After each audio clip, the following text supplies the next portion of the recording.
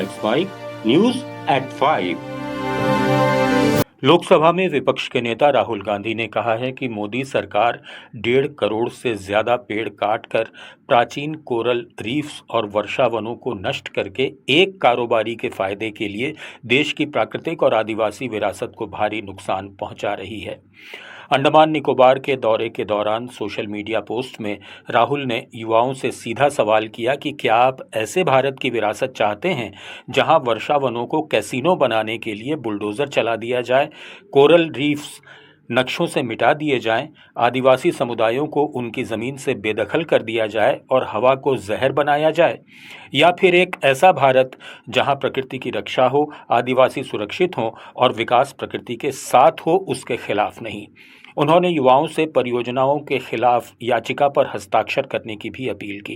गौरतलब है कि ये परियोजना 166 वर्ग किलोमीटर क्षेत्र में फैली है, जिसमें ट्रांसशिपमेंट पोर्ट, सैन्य नागरिक हवाई अड्डा, पावर इंफ्रास्ट्रक्चर और नए तटीय शहर शामिल हैं, जिसके लिए 13,000 हेक्टेयर में फैला जंगल काटना पड़ेगा। केंद्र सरकार ने पर्यावरणीय अध्ययनों का हवाला देते हुए परियोजना का बचाव किया है, लेकिन राहुल गांधी इसका विरोध करते रहे हैं। राजस्थान के पूर्व मुख्यमंत्री अशोक गहलोत ने राहुल गांधी द्वारा शुरू की गई याचिका पर हस्ताक्षर कर दिए हैं। विश्व पर्यावरण दिवस पर गहलोत ने जयपुर में मीडिया से बातचीत में मोदी सरकार से अपील की कि वो ग्रेट निकोबार द्वीप पर विकास के नाम पर हो रहे बड़े पैमाने के विनाश को रोके।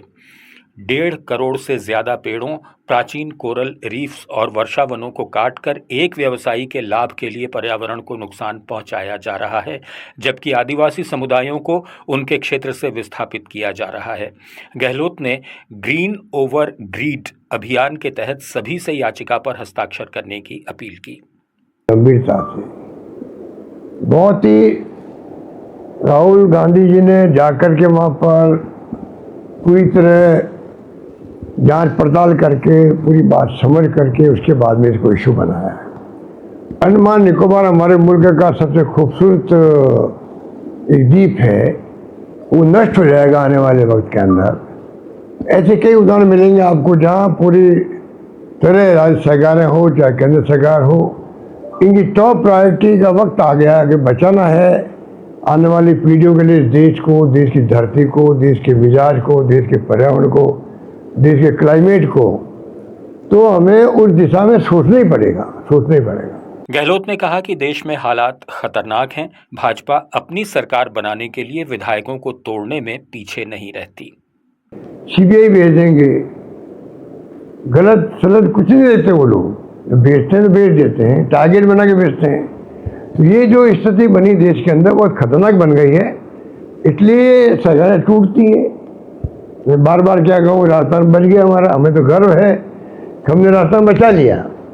बीजेपी ने और अमित शाह ने, धर्मेंद्र प्रधान ने कमी नहीं रखी थी उस वक्त में। हमारे विधायकों की मीटिंगें उनके घर में होती थी, मानेसर से जाते थे वहाँ पर, इसी धर्मेंद्र प्रधान के घर जाते थे मीटिंग, अमित शाह जी वहाँ आते थे।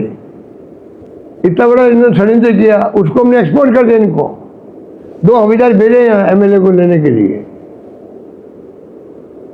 और 2 हवलदार में 1 हवलदार खाली गया, इनका एमएलए गई नहीं। तब इनको समझ में आ गई हमारे खुद के बीजेपी के एमएलए टूट रहे हैं, तो उल्टा नहीं हो जाएगा कहीं। तब डर के हमारे फिर विड्रॉ हो गए। इसलिए इतना तमाशा जो हो रहा है बंगाल में, हम तो उसको उसी जोड़ के देख रहे हैं, डर और भय है एमएलए के अंदर भी, हॉस्टिंग हो रही होगी। तमिलनाडु की राजनीति में डीएमके और कांग्रेस के रिश्तों में बड़ी दरार सामने आई है। विपक्ष के नेता उदयनिधि स्टालिन ने कांग्रेस पर विश्वासघात का आरोप लगाया है। चेपॉक ट्रिप्लिकेन में एक धन्यवाद सभा में स्टालिन ने कहा कि कांग्रेस ने अभिनेता विजय की पार्टी टीवीके को समर्थन देकर डीएमके के साथ धोखा किया है और वे इस विश्वासघात को कभी नहीं भूलेंगे। उन्होंने आरोप लगाया कि चुनाव के बाद कांग्रेस के जीते हुए विधायक डीएमके नेतृत्व से मिलने तक नहीं आए।